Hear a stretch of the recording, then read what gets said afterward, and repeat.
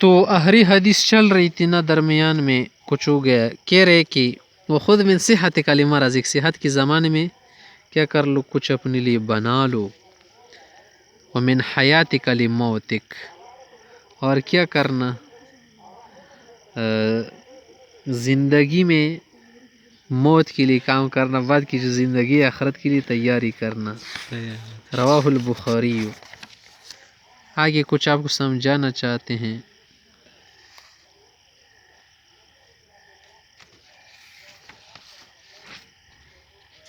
الحدیث الحادی والاربعون،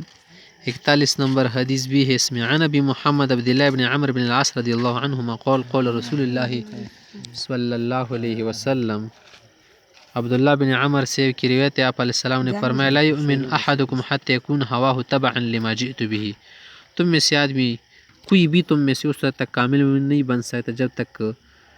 میری لائی ہوئی شریعت کے مطابق اس کی خواہش، اس کی خواہشات، اس کی مرضی نہ ہو جائے،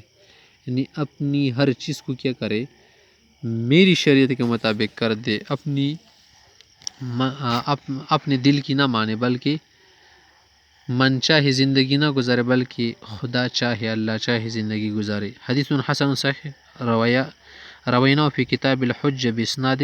صحیح۔ الحدیث الثانی والاربعون، 42 نمبر، عن انس رضی اللہ عنہ قول سمعت رسول اللہ صلی اللہ علیہ وسلم یقول، انس سے فرماتے، میں نے آپ علیہ السلام کو فرماتی سنا، فرما رہے تھے، قول اللہ تعالی، اللہ تعالیٰ کا ارشاد، یا ابن آدم، اے بندے، اے انسان، انک ما دعوتنی ورجوتنی غفرت لک علی ما کان منک، کہ جب تک آپ مجھ سے کیا کرو گے، مانگو گے، مجھ سے امید رکھو کہ نا میں آپ کے لیے گناہ معاف کروں گا، آپ جس بھی حالت میں ہو نا، مجھے کوئی فرق نہیں پڑتا، ولو بالی، یا ابن آدم لو بلغت ذنوبک عنان، یعنی جو کچھ بھی آپ سے ہو رہا ہو، اس کا یہ مطلب نہیں کہ بس شرک کرے، جو کچھ بھی کرے یا گناہ کی کام کرے، مطلب یہ صادر ہو جائے نا غفلت و جہالت میں، تو گناہ آپ کے لیے معاف ہو جائیں گے۔ پھر کی فرما رہے، ابن آدم لو بلغ ذنوبک عنان، اگر آپ کی گناہ آسمان تک پہنچ جائے، ثم استغفرتنی، پھر آپ مجھ سے مغفرت طلب کرے، غفرت لک، معاف کروں گا آپ کے لیے، غفور الرحیم ہے اللہ۔ یا ابن آدم انک لو اتیتنی بقراب الارض خطایا، اگر آپ میرے پاس اتنے گناہ لے کر آئے کہ اسے زمین بھر جائے، ثم لقیتنی لا تشرک بی شیئا، لیکن شرط ہے کہ آپ مومن ہو، شرک نہ کر رہے ہو میرے ساتھ، لاتیتک بقراب مغفرۃ، میں آپ کو معاف کروں گا۔ رواہ الترمذی وقال حدیث حسن صحیح۔ اب آگے آپ کو بتا رہے حضرت سے کہ دیکھیے 40 حدیث جو نا متن الاربعین النوویہ، یہ 40 حدیث جو نا ان پر علماء نے جو کام کیا، اسی لیے کیا نا کہ 40 حدیث امت تک پہنچانے کی وجہ سے قیامت کے دن انسان فقیہوں کی جماعت میں اٹھے گا، علماء کے ساتھ اس کا حشر ہوگا، اس لیے علماء نے مختلف رسالے رکھے ہیں، ہم نے نووی صاحب کا رسالہ پورا کر لیا۔ اب آگے فرما رہے، فصل اعلم ان الحدیث المذکور اولا من حفظ علی امت 40 حدیثا، یہ جو حدیث آئی ہے نا کہ جو شخص 40 حدیث محفوظ کر کے میری امت کو پہنچائے،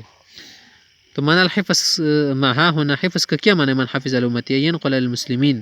کہ مسلمانوں کو وہ کیا کرے، روایت کرے، بتائے، ذکر کرے، وَإِن لَّمْ يَحْفَظْهَا وَلَا عَرَفَ مَعْنَاهَا، اگرچہ اس نے ازبر نہ کیا ہو اس حدیث کو، یا معنی اس کو نہ رہو لیکن الفاظ پہنچائے، هذا حقیقت معنی، یہ حقیقی معنی ہے۔ وبی اصل انتقال مسلم سے پیدا حاصل ہوتے، لا بحفظ ما ينقل الیہم، حفظ کرنے سے تو فائدہ نہیں پہنچتا کہ صرف حفظ کر لے اور پہنچائے نہیں، آگے مقصود کیا ہے کہ پہنچائے، بلغوا عنی ولو آیا، واللہ اعلم بالصواب، وللہ الحمد والمن وبہ التوفیق والعصمہ، الحمد للہ الذی ہدانا لہذا وما کننا، بچاؤ کو کہتے ہیں، وما کننا لنہتدی لولا ان ہدانا اللہ، وصلواتہ وسلام علی سیدنا محمد وسائر النبیین وعلی کل وسائر الصالحین وحسبنا اللہ ونعم الوکیل۔ قال مؤلف سے فرماتے ہیں کہ فرغت منہ، اس کتاب سے مجھے فراغت ہوئی، لیلۃ الخمیس 29 من جمادی الاولی، جمعرات کو نا آخری تاریخ 29 تاریخ کو، سنۃ 68 و